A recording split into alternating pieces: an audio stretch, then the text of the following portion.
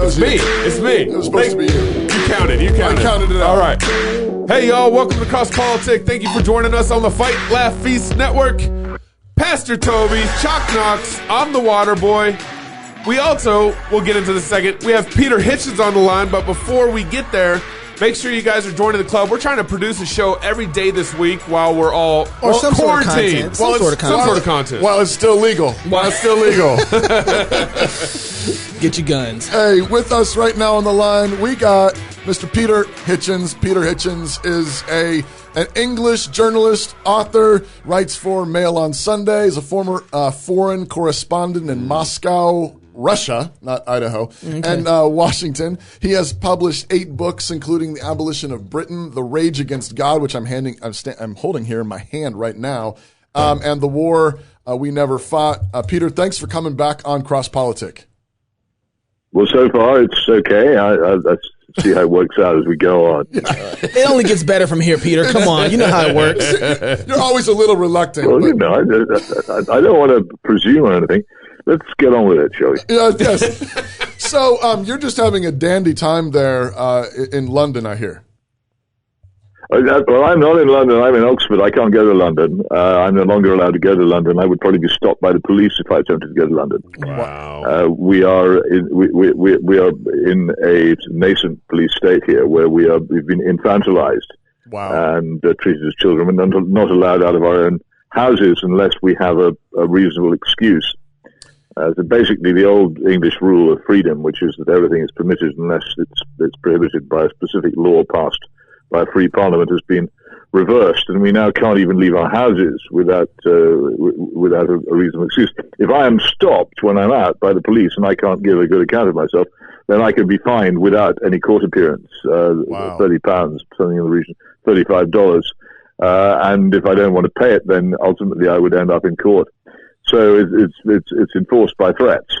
And in some areas of the country it's more serious and being imposed a good deal more, how should I say, heavy-handedly than it is around here so far, though as the streets get emptier and emptier, and so as those who dare to go out in them, for the 2 excuses which are generally acceptable apart from family emergencies and such, to go out and do some shopping or to go out for what's called brief exercise. The streets are so empty that those who are out will increasingly attract the attention of the authorities. I think it'll be harder and harder to do so. Yeah, right. When I went out this morning to buy newspapers, for instance, it was noticeable. I saw hardly anybody, and police cruisers going by more than once, and you just feel ashamed, in my case, that your country has come to this. What law? What law are they referencing? What law are they referencing to shut? Well, actually, it's legal. The Public Health Act of 1984, good date to choose, which is Public Health Act Control of Diseases, which was introduced supposedly to control infectious diseases.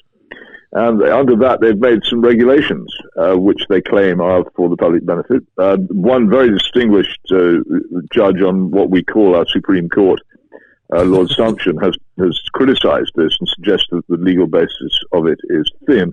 Wow. But the fact is that on the statute books of English law, there are all kinds of extraordinary laws which enable the government to do practically anything it likes, including one called the Civil Contingencies Act, which was passed quite recently, which could ultimately be used to turn this country into a dictatorship. So it's not that they're acting outside the law. The fascinating thing is that this is popular. Yeah. That one opinion poll taken at the weekend showed that 96% of the population support it. Wow. And that those of us like me who say that it's disproportionate and wrong are actually faced with quite a lot of abuse. When I go on social media, which is the only way I can, in fact, interact with anyone outside my immediate family, then I get insulted quite a lot for being told that I'm in favor of killing the old. Yeah. Now, Peter, which as I am old, I can absolutely reliably insist I'm not.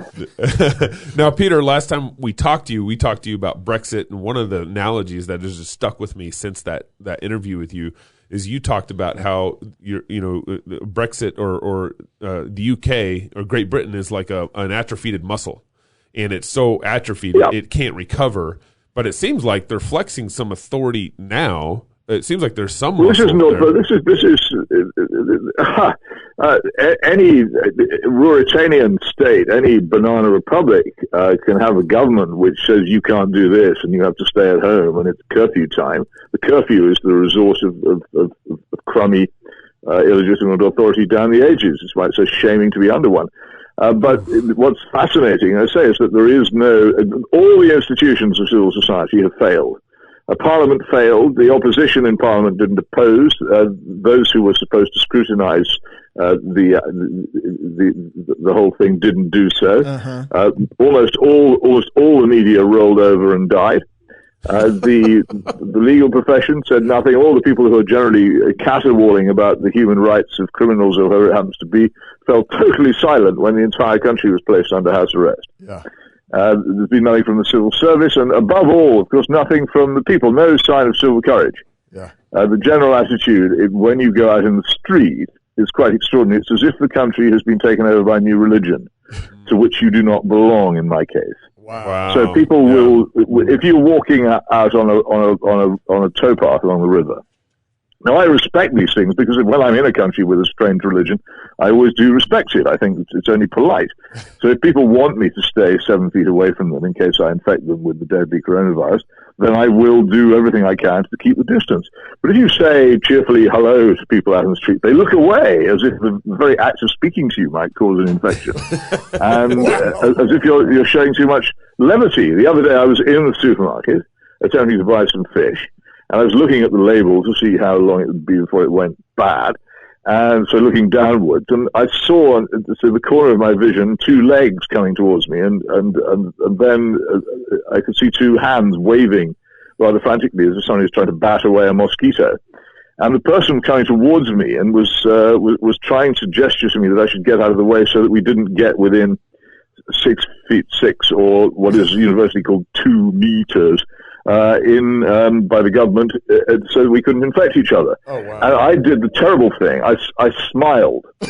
At this point, it was a total explosion of rage that I wasn't showing enough seriousness about it. I wasn't showing enough reverence to the government and the beloved, what is called our National Health Service, our NHS, which is the nearest the English now have to a religion.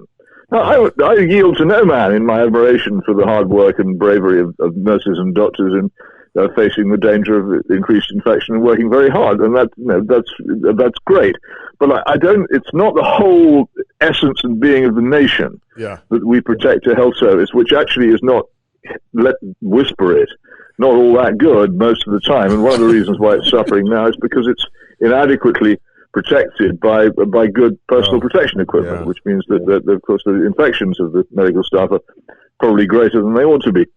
Wow. So I won't get involved in that aspect of the national religion. There's a kind of ritual where people sometimes stand out in the street and applaud our NHS, which I would not get involved in because it seems to me to be either like being back at boarding school or like being in a totalitarian country, neither of which appeals to me. So Peter, so you're an unbeliever. And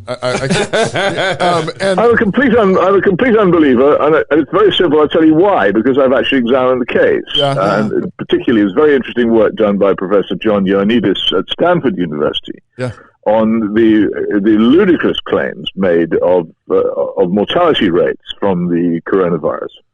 Which you you look at it, it's tremendously clear, very easy to read, beautifully done. Ioannidis is a wonderful debunker of pseudo-scientific nonsense. And the claims made of the number of deaths that will result from this because of alleged high death rates simply don't bear examination. So that's one thing.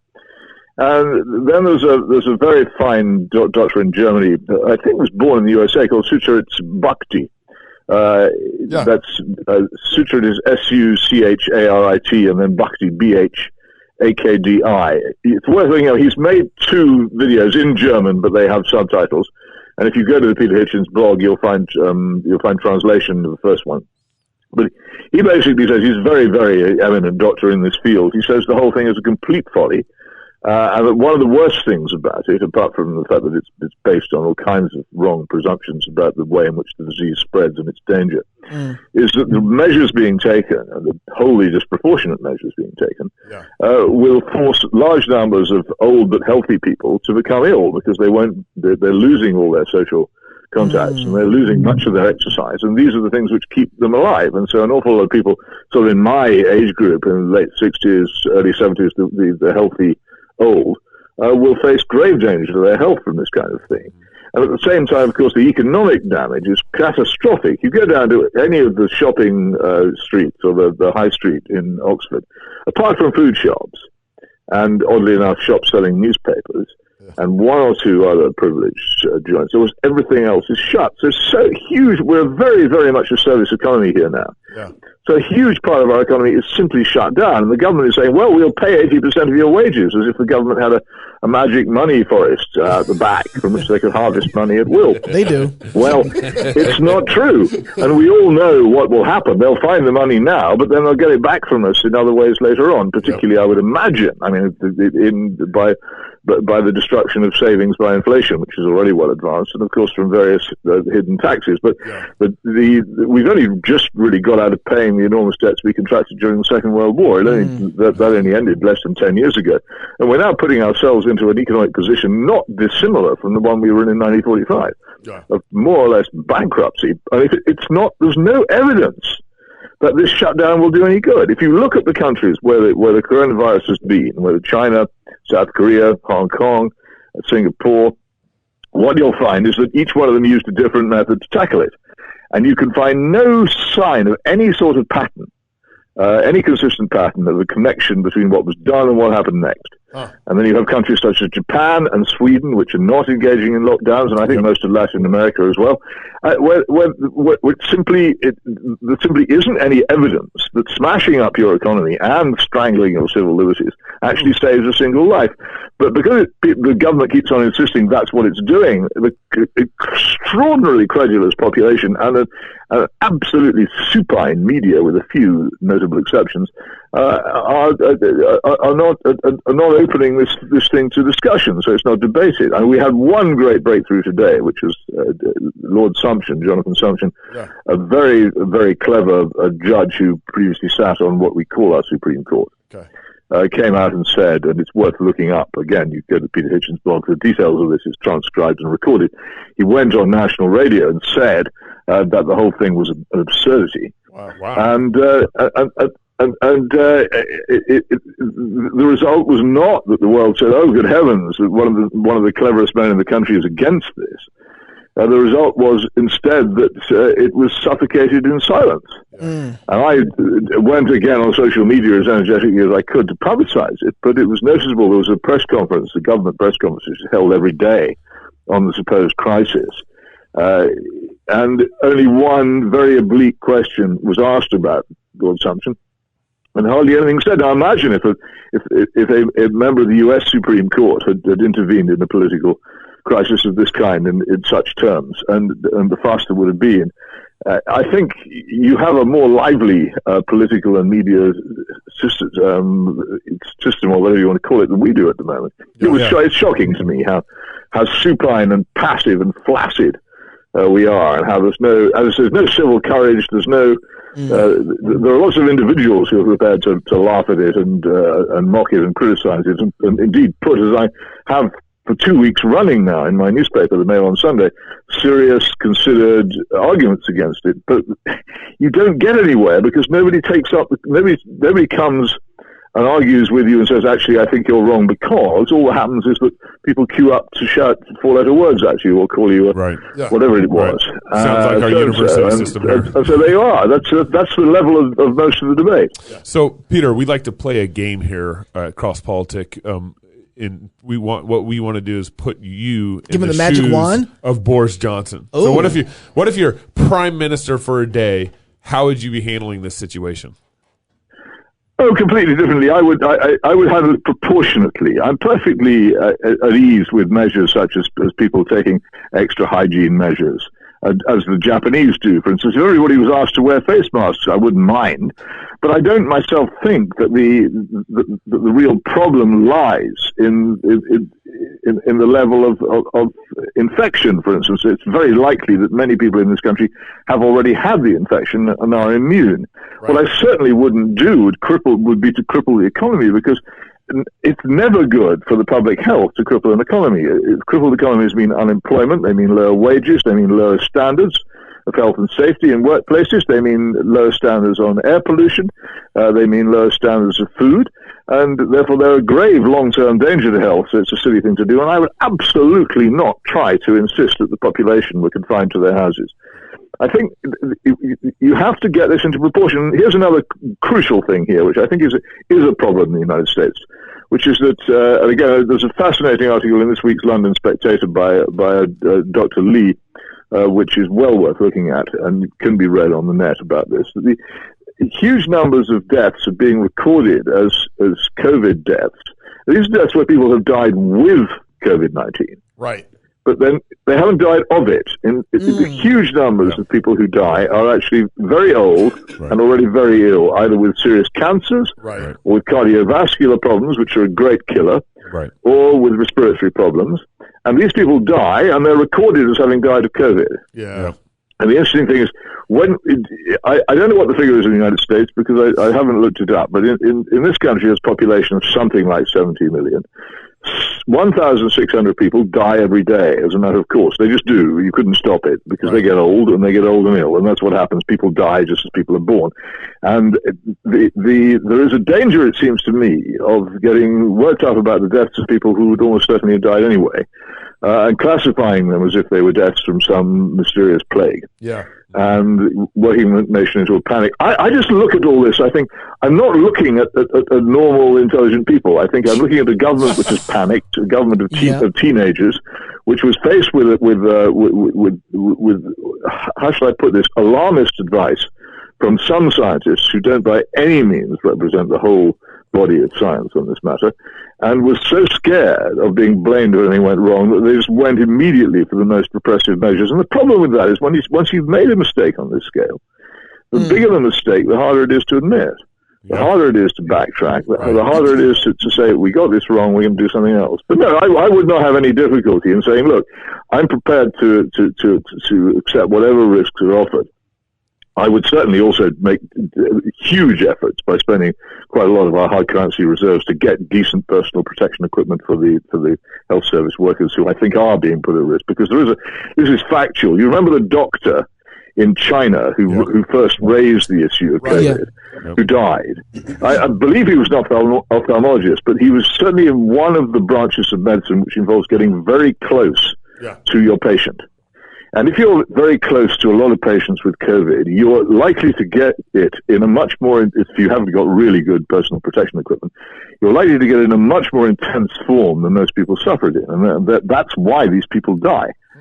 And therefore, this simple business of both getting decent personal protection equipment, and I think also testing medical staff to see if they've had it and have immunity, which I think quite a few probably have, so that those who have immunity are put more in the front line and those who haven't are withdrawn from it, would be sensible, directed, proportionate, wise, effective, ameliorative policies which would actually work.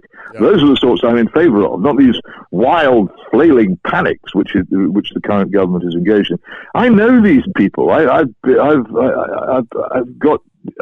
spent time with politicians in this country. I have no great regard for them. I don't look on them as all wise or all competent.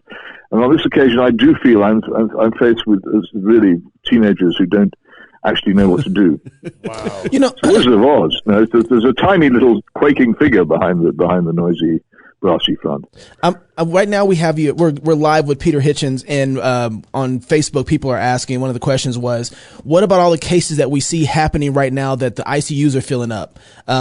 If you're Prime Minister and you're saying, I know that you said not to isolate everybody, but I'm sorry, sir, we have a bunch of people coming in ICUs and they're filling up. Oh, this thing is worse. Well, give me the figures, is what I'd say. We have had in recent years serious influenza epidemics, which killed many thousands of people in this season of the year.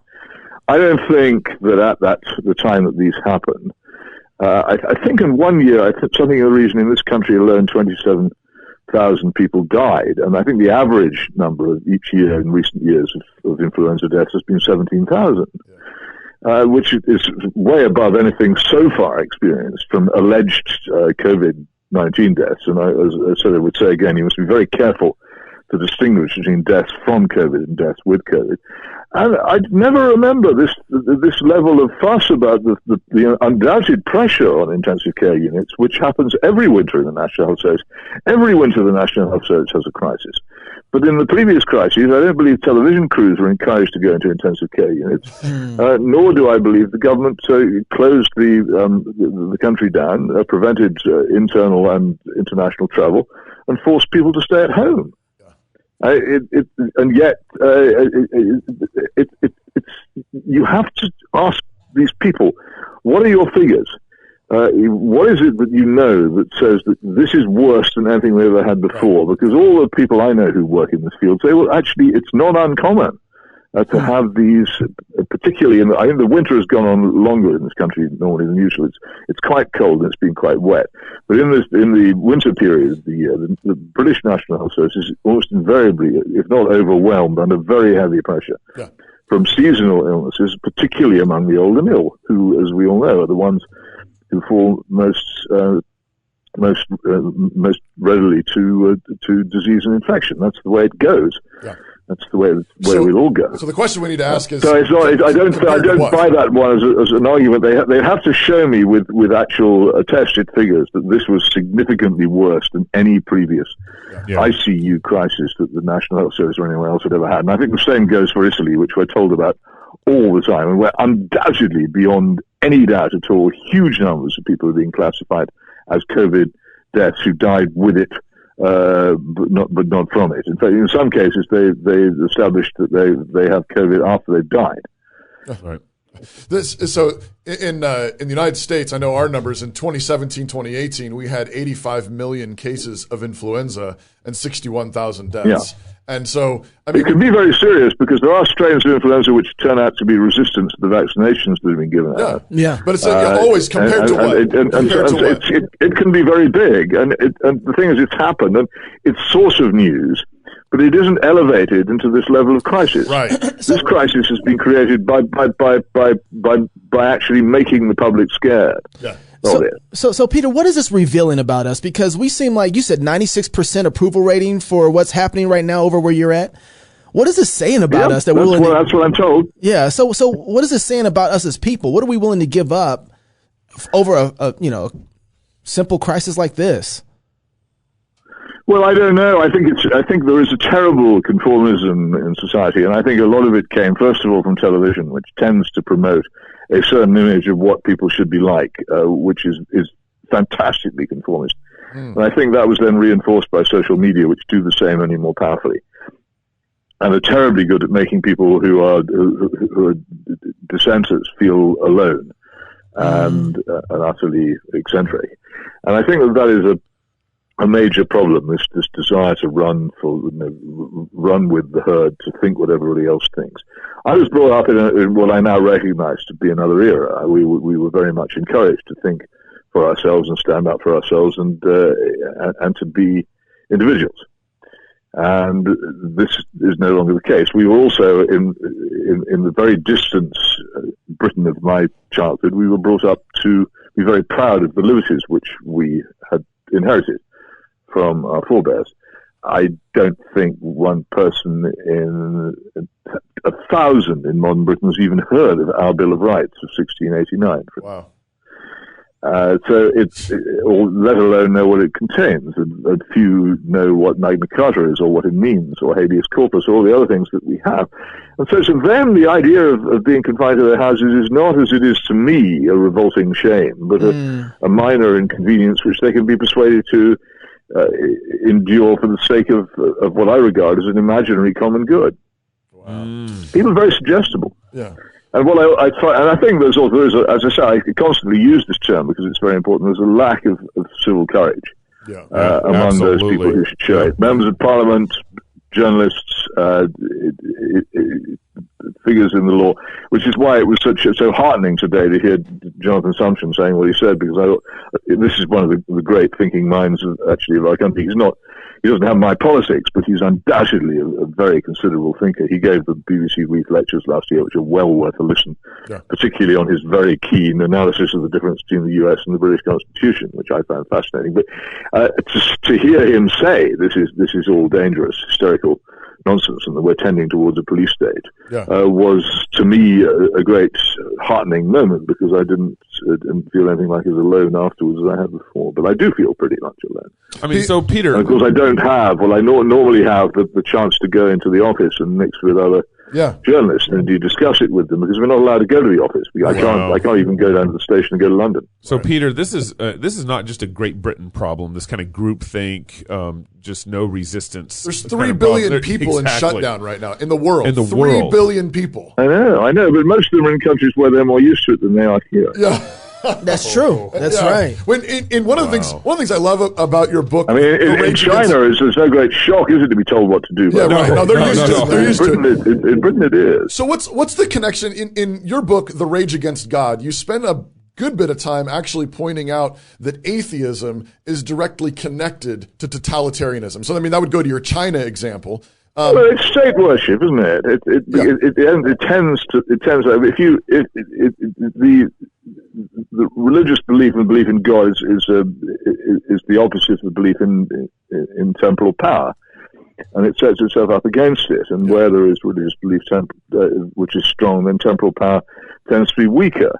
There's also the great distinction between the earthly utopian and the religious person. The religious person believes that man is made in the image of God and can't be changed. The utopian political reformer believes that man can be changed into something else, and therefore that all kinds of things can be done to human beings to make them change, which the Christian would balk at. Yeah. So these are profound differences, and the post-Christian society is, I think, more vulnerable to this kind of thing. But whether a Christian society could survive in the electronic age is an interesting question. It doesn't seem to be doing too well at the moment. That's true. Yes. One of the things the churches here are closed. You cannot go to church. Right. And that's yeah. I mean, it's North Korean. You can't. The churches are locked. You cannot go to them, even to pray individually. You can't get in. I think that's might be the difference between us and you right now. I think our last holdout, I like you said, I think in the individual realm, we kind of lost that battle. But the institution of the church, I still think, is holding out here and playing our cards close to see how the federal government is going to react. Because I think they're watching it. They're watching to see what they're going to do. And there's kind of this little shiny thing over here. You had de Blasio in New York City yesterday threatened to lock up churches, but he hasn't done it yet. But the pushback that I've seen. I think they'd have a lot more difficulty. I mean, it's quite a funny story, really, about my own church. And there aren't many of us. It's a small village church I go to, and it's not a big congregation we manage. But the church wardens who do the secular side running the church went to the church authorities here and said, look, don't you worry. There are so few of us. We can stand so far apart. We're not going to affect each other, so we can stay open. Yeah. And the church authorities didn't even laugh. They said, no, you may not do that. You have to close the church. Wow. It was completely rigid. Wow. There was no flexibility in it at all. We could, alas, easily have socially isolated in church if we wanted to. Yeah, I think our churches here are looking to say, you're not going to tell us to do that. We're going to be here. You're not going to push us around. And I think that's our last hope here in America right now is our churches. Well, but you see, if you don't challenge the factual basis of this hysteria, you'll lose, because they'll turn around and say, what, do you think your worshippers should go to church and help kill people? Right. Old people. That's what they'll tell you. They'll say you and putting hospital workers at risk and overloading the intensive care units. Unless you challenge the factual basis of the coronavirus claim and say, actually, these death rate figures are not true, but you're putting forward the mortality rate figures are not true, that the cases are being classified as dying of, dying with, which are actually dying of. that your projections are guesswork. If you don't challenge all that, then ultimately this is the argument which comes at you. You want to kill people. Right. If you don't stay inside, if you don't stay away from church, it's because you're selfish and you want to kill people, or you don't care whether you kill people. That's what will be leveled against you. Right. It's very hard to resist, which is why the only way to fight it is for people to fight it by saying the case for this shutdown does not exist. There is no evidence whatsoever that shutting down the country reduces deaths from coronavirus. In fact, and there's no correlation from all the many countries that have experienced lockdowns. And what is even more important, there's not the faintest spark of a causal relationship. And on the basis of this, that they're adopting this, probably the most radical policy adopted by any governments in the Western world in history. Wow. On the basis of nothing except speculation. Peter, with all the freedoms that have been given up just in this short amount of time, what does Britain look like now after COVID-19? Well, it looks like a large, well-ordered cemetery. Wow. Well, that was... Johnson did say they could have funerals. Well, that's about it. Yes, but you can't. But they have to be very small. They can't be held in churches. Right. Only the immediate family can attend. Right. And no crying, because crying might spread the COVID-19. I hadn't heard that, but Hey, Peter, where are you going to be right? Are you going to certainly no smiling. That's right. That's right. No smiling. So I'm guessing you're going to continue to fight. You're going to continue to write. How can we find you and read your Well, I do articles? what I can, but you could. The thing is that whatever I do, unless it's picked up and argued about, then it's just smothered by silence. Yeah. Wow. It's not. There's no need. Totalitarianism can be very soft these days. I can carry on saying what I say and posting what I post and tweeting what I tweet, and they just ignore it. And there might come a moment, as I would not rule it out. There might come a moment when they start saying that I'm inciting people to, which I'm not, to fail to socially isolate, or that in general my writings are unhelpful to the national effort. I don't know. I would rule nothing out under current circumstances at all. Hitchens' Don't be surprised by anything that you hear from the country formerly known as Great Britain. Wow. Hitchensblog.mailonsunday.co.uk is Read him where while you can. he's blogging while it's still legal. And find him on Twitter. Yeah, Peter Hitchens. you also need to look out for Clark Micah on Twitter. Yeah, don't Clark. ask me why it's called that, but that's who I am on Twitter. All right. Peter, thank you so much, man. We appreciate you. I hope you stay safe and unarrested. Me too. Keep But you never know. smiling. Thanks a lot. Keep smiling Nice talking to you defiantly. in the land of the more free than we are. Okay. If you're single, get married. If you're married, have kids. And if you have kids, go baptize them until tomorrow. If you're single, whatever, tomorrow, go fight, laugh, and feast. I just lost all of that. I forgot we're not doing a show tomorrow, are we? All right. See, Peter, you got me all flustered now. This is Cross Politics.